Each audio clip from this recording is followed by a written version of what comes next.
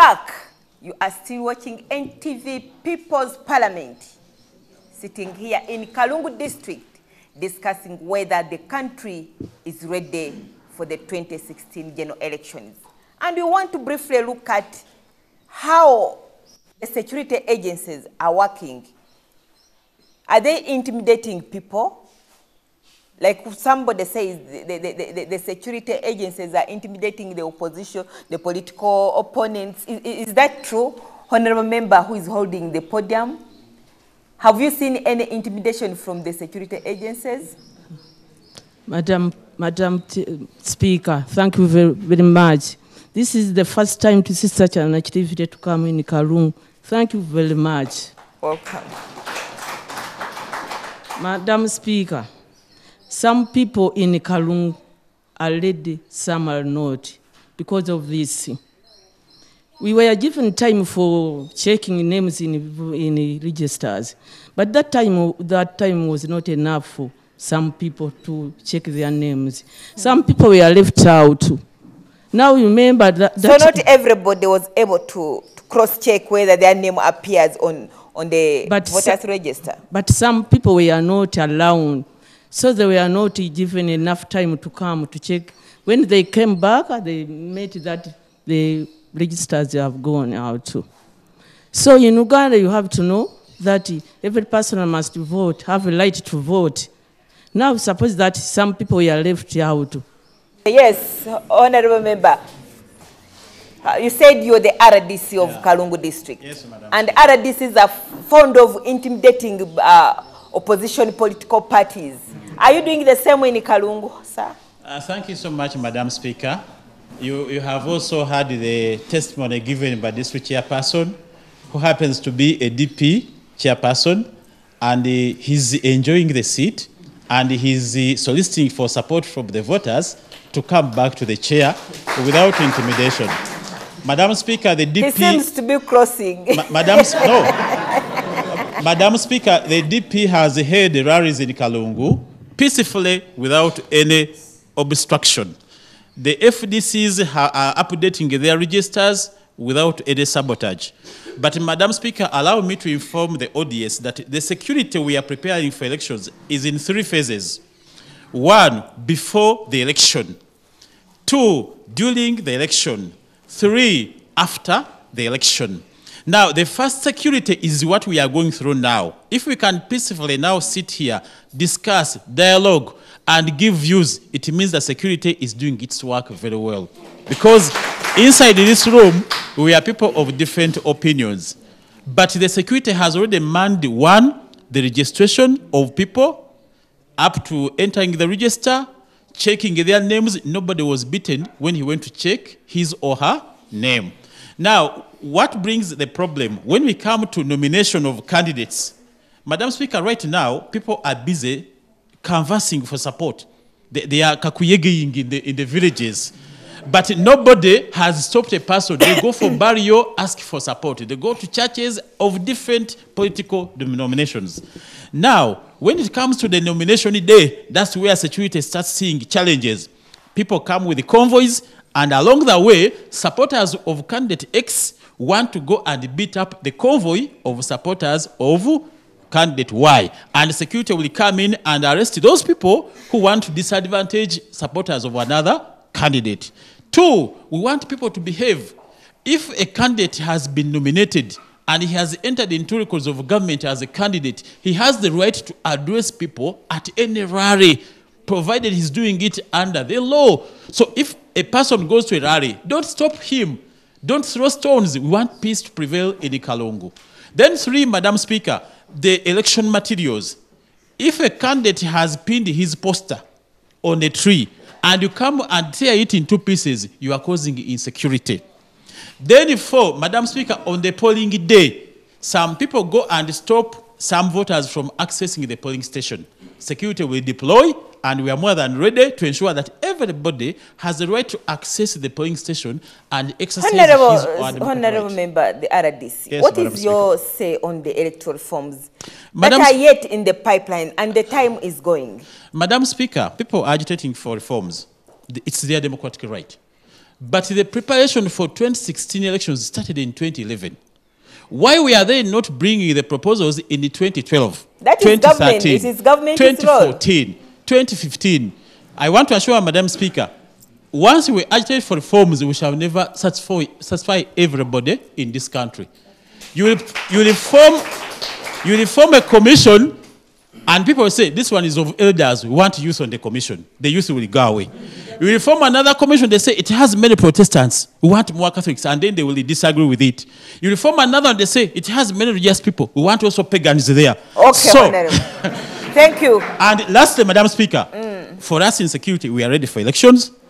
People who have not performed in their offices as representatives are not ready.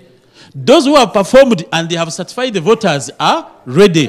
Look at a situation where LC1s, Madam Speaker, or as an RDC, I have looked at LC1s who have overstayed in the office. Why should we continue extending their term again? We are ready for elections and we shall manage it well. Hasn't the head of state stayed in office for a long time? But every 5 years he's subjected to the people's mandate. All right, please, you have the platform.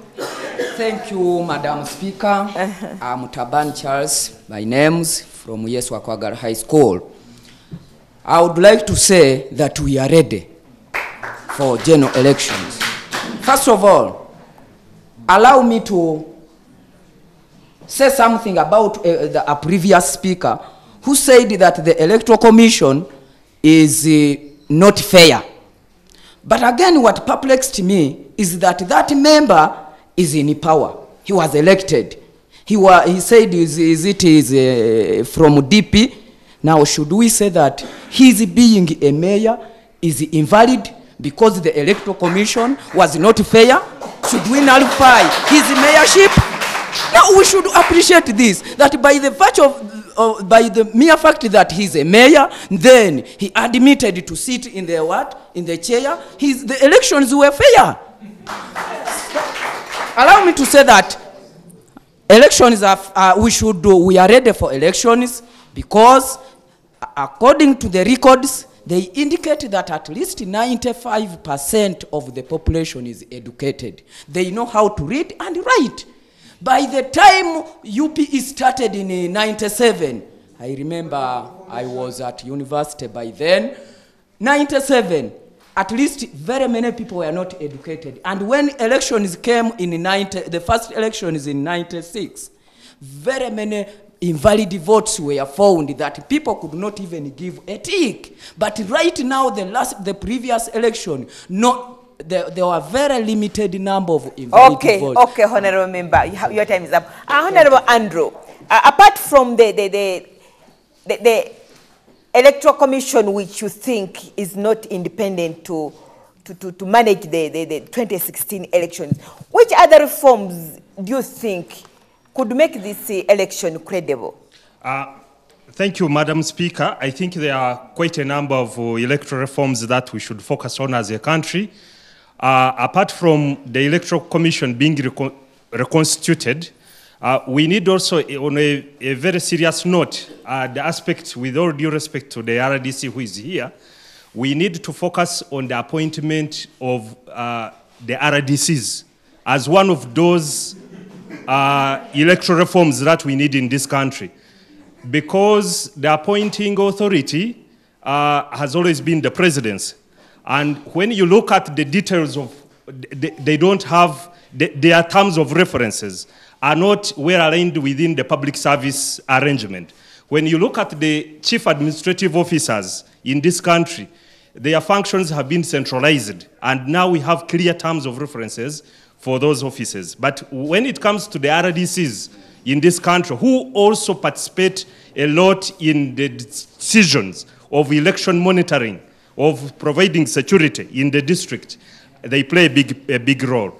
Madam Speaker, another issue which we need to focus on in this country is, of course, the elections of local council 1s and 2s. For a long time, since the court pronounced itself, we've not seen elections of local council 1s and 2s. And we would like to see local council 1s and 2s elections conducted under a multi-party arrangement, since we are within the multi-party dispensation. Madam Speaker, another issue which we need to focus on is generally the role of security agencies during elections. There has been confusion and there has been a lot of mingling. When you look at the security apparatus during elections, they are not under the mandate of the Electoral Commission. And we would like to see the Electoral Commission taking that role of seeing how the security agencies are deployed and how they manage the elections, which is not the case at the moment. But also importantly, the aspect of recruitment of the electoral observers, the enumerators, and the people who manage the elections needs to be reconstituted and also made on a competitive basis. Currently, they are just appointed, the returning officers in the districts, and you people, you know it. You want them to be voted? No, they need to compete for those jobs. Those are jobs, by the way. Okay. And if we are to ensure that there is independence, those people, the returning officers and the polling agents and assistants around that during the elections, they need to compete for those jobs. But currently, they are just appointed, and which is leading to people to mistrust the whole electoral process. Okay. Madam Speaker, if we recall, in this country, the challenges we've had have always come around people losing trust in the government, losing trust in the politicians and the state apparatus just because of irregularities during elections. Okay. And we should not see 2016 also going to the same direction. Okay, thank you. Thank you, Honourable Member. Please, you are raising up your hand, sir. You have the platform. Thank you, Madam Speaker. People have attacked me. But, Madam Speaker, in the 2011 elections, we managed to win. Not because security personnel were on our side, because they used to protect NRMs while campaigning, even during the night. But for us, they used to stop us immediately when the time reached. So that means we would have win better than even we won. Thank you, Madam. Thank you. Thank you, please. You have the podium. Honourable Speaker, I'm Chimbugo Richard, Clerk, NA, Lusana, Speak to the Kalung Town Council. I would like you to admit that myself, I'm not ready with the elections. People would say, why? Whoever in a democratic governance, whoever stands for a certain post must have to come up with the program. Then we go through all the program. We observe that one which is better. And then we come up to determine whom to vote. But since they have not produced out their programs, myself I say, and my family, I'm not ready yet. Thank you. Please, in 1 minute, please. Thank you, Honourable Speaker, my honourable members. By names of Serubra Ibrahim, in charge of Kalung Town Council, supervising Electoral Commission. I'm strongly supporting the motion that for the case of Kalungu, we are ready for the general elections come 2016. Because I have participated in the recently concluded Electoral Commission exercise, like the registering of voters and the general update. And we managed to score 97%. Among the registered voters in Kalungu district, at least 97% turned up to check to update their details. Which means that showed that at least the people of Kalungu are more than ready for the general elections come 2016. So to that extent, or to the greater extent, I strongly say that Kalungu people are ready for elections come 2016. Thank you, Honourable Speaker. Okay, which information do you want to give the House? Oh, you went back and dressed well. Thank you, Madam Speaker. Yes. I'm Chigundu Charles, a boda guy in Kalungu. Okay. And then, so I'm representing my fellow boda guys. Yes. I have some information that I also participated in the registration of these IDs, national IDs, and the previous speaker was the one paying me. So, but I realized that many people were not perfectly registered.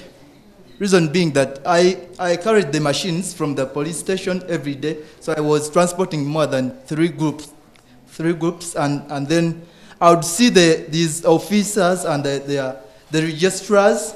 They were not serious at all, because a mere registering of, they had the fingerprints. No, I was concerned about the fingerprints. Order, honorable members. I was concerned about the fingerprints. These workers got tired, and then they had many people to register, so they had like putting on one fingerprint to the machine, and if it fails to recognize that, then it says low quality, low quality, low quality. So just complete the number. Just complete the number. Madam Speaker, this thing attacked me a lot. Though many youth are being a bit selfish because they don't. They are not minding about our judges in the villages there. Because your fingers were perfectly registered, but ours were not. Our judges. Thank you, Madam Speaker. So in your view? Now, in my view, really, we are not ready. Okay. Thank you. Thank you, honorable member. Can I have the chairman in 1 minute to tell us the few things that you think should be done to make this election a credible one come 2016? What are those few things that you think government should put in place? Generally, the electoral reforms are highly demanded. The public wants to have reforms. But like we have said, elections started so many years ago. Come 2016, however much we need reforms, they will not affect the election of 2016. Thank you. The people of Kungu have spoken. Some are ready, but some are not ready. Their appeal to government, some of them, is to ensure that the electoral reforms are put in place in order to make these elections a very credible one. Ugandans, you aspire me to inspire you before I expire. I am Agnes Nandutu, the Speaker of this Parliament, and with powers conferred upon me, I adjourn this House until next week.